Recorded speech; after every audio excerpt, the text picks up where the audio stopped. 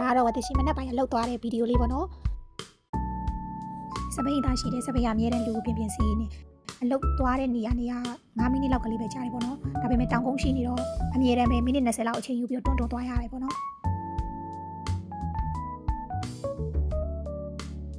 ဒါဆိုဒီကိုဂျပန်မှာမနေ့9ခွဲပေါ့နော်9:20လောက်ပဲရှိသေးတယ်ပေါ့နော်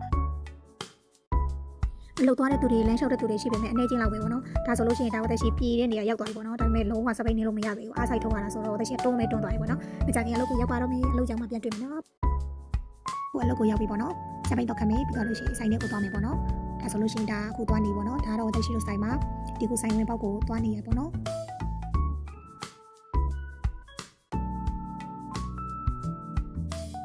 ယူနီပေါင်းလေးတွေပေါ့နော်ပေါမုတ်ဆိုင်မှာလောက်တာဆိုတော့အဖြူဝမဲဝဲမဲပြီးရင်ကောင်းဆွဆွမဲပြီးရင်ဥထုဆောင်မဲပေါ့နော်အလုတ်လောက်ပါတော့မယ်